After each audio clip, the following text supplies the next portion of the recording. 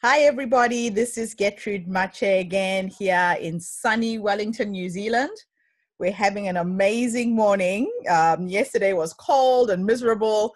You would have seen me all layered up with my scarf, but now the scarf is off and we're having a fantastic day. I have yet another interesting guest coming all the way from the United States. Lourdes, welcome. Thank you so much, Gertrude. It's really an honor to meet you and to share with your audience. I'm in Florida, which is normally sunny, but right now it's not. But it's not cold. It's not cold. It's still, almost 80 degrees. And this is my sidekick, Bella. She's my little dog, and she's being very good right now, and I'm hoping that she'll continue to be good. And I wanted to tell you a little bit about my story. I was diagnosed with rheumatoid arthritis at a very young age. To me now, at age 50 seems young. At age 23 was when I was diagnosed. And for those of you that may not be aware of what rheumatoid arthritis is, it's a disease where your body attacks its own joints and potentially beyond its own joints. And unfortunately, in some patients, well, it's generally a lifetime disease. There is no cure. It can be managed, but it is potentially progressive, where there is disability in your future, potentially.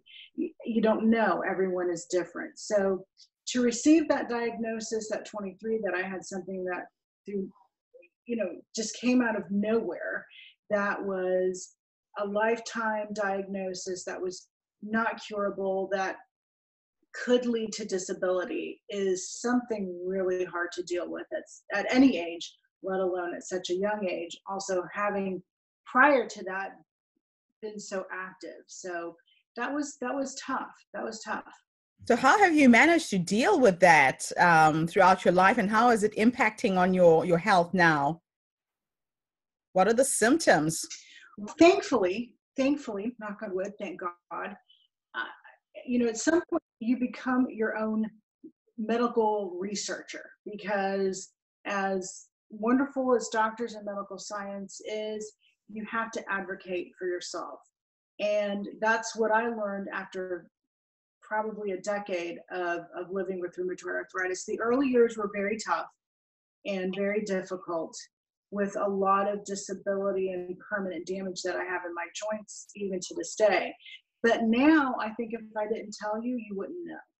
And if I didn't show you joints that were kind of weird looking, I don't think you would know.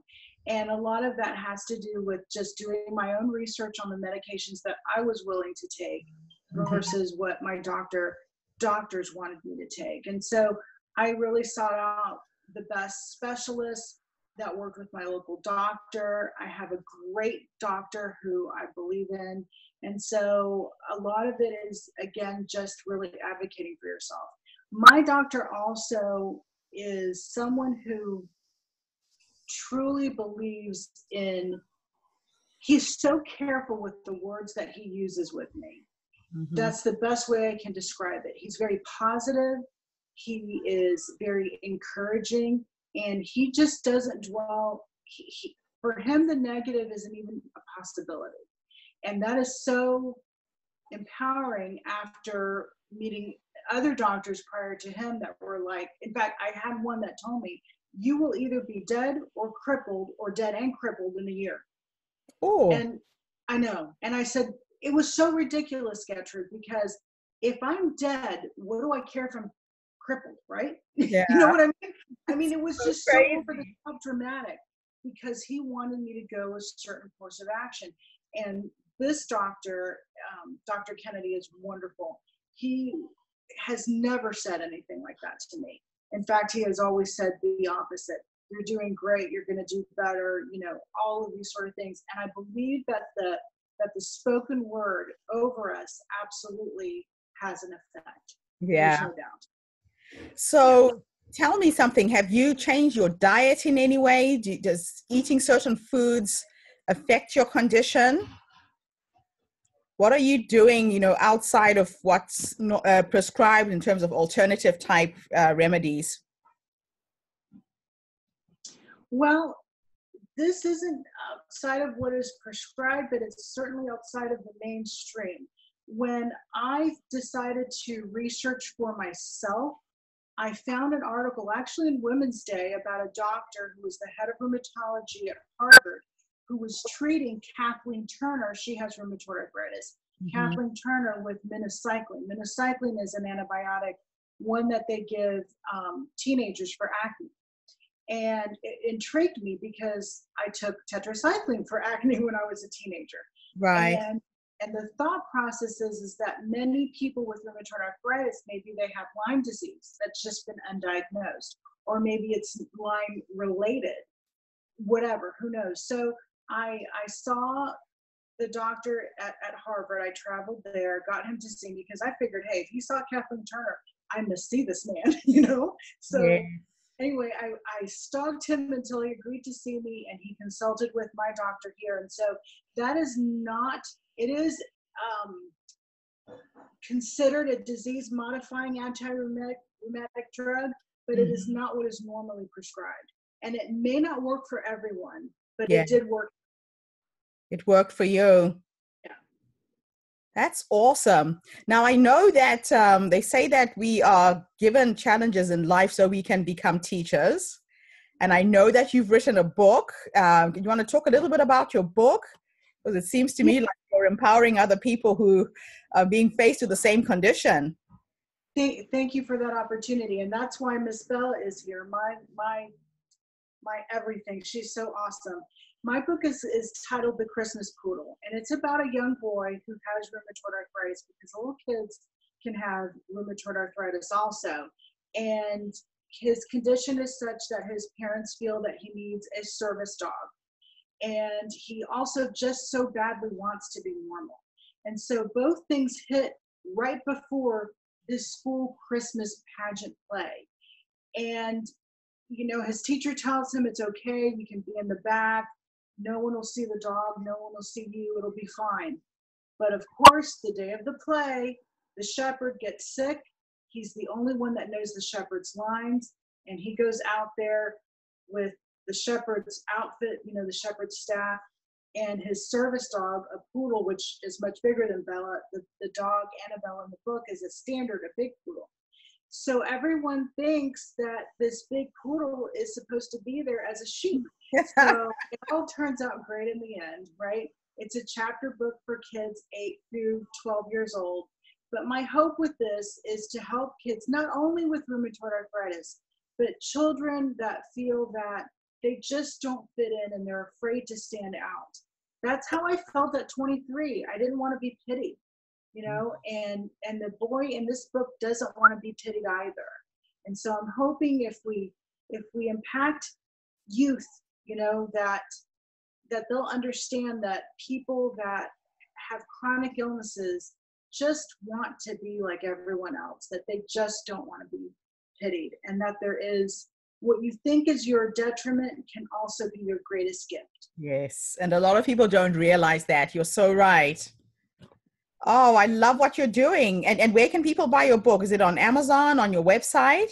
It's on Amazon. It's both in ebook and paperback format. A lot of people want to purchase paperbacks for kids, you know, as presents and such. So it's The Christmas Poodle, and available on Amazon. Certainly on my website, you can find a link to it, but it's easiest just to look for The Christmas Poodle on Amazon.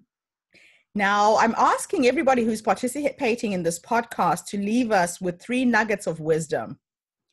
The first one, I would like you to tell me, what would you have told your younger self 25 years ago when you were first diagnosed, based on what you know now?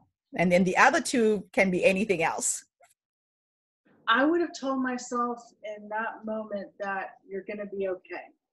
And it's actually what my doctor told me at the time. He said there will come a day that you won't think of this on a day-to-day basis, that you're going to be okay.